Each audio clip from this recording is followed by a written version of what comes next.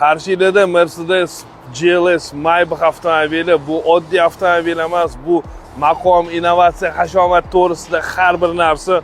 Hurmatli obunachilarimiz, bu avtomobilni faqat his qilish kerak, o'shaning uchun obzorni boshladim. Mana qaranglar, eshikni ochib berganda u kim birinchi chiqib keladigan parok va orqa ikkita kapitanskiy sideniya, har bir sideniyamizda massaj, ventilyatsiya, obogreflari mavjud.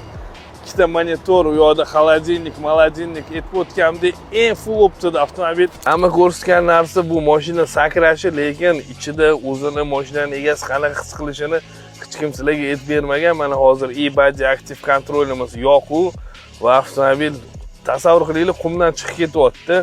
Bu avtomobilga juda ko'p yumshoqlik beradi, lekin mana bunaqa sakratib yurish bo'lmas ekan, sababi ovqat yegan bo'lsangiz ko'tarib yuboradi. Hurmatli obunachilarimiz, tinchgina rulga o'tirib tez drive boshladi. Assalomu alaykum hurmatli obunachilarimiz. GLS 600 Maybach avtomobili eng full opsiyada hamma narsasini podrobno bir ko'rib chiqamiz. Hozir mana birinchi o'p Maybach rejimga qo'yamiz. Bismillah deb tez drive boshlaymiz. Avtomobilimiz Maybach rejimda juda yumshoq yuradi, yurmaydi, suzadi hurmatli obunachilarimiz.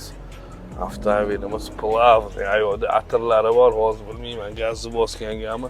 Butun mashinadan shunaqa приятный hid kelyapti, prям Maybach yo'l tanlamas mashinalarning ichida keyingi bir nima deydi, urinilligini shundoq bildirib turadi, ishonaveringlar hurmatli obunachilarimiz, chunki bu mashinaning yurishlari ham mana hozir to'lqinli yo'llar, lekin avtomobilimiz вообще suzib, o'zini shunaqa olib ketyapti. Faqat rohatlanasiz bu avtomobilda.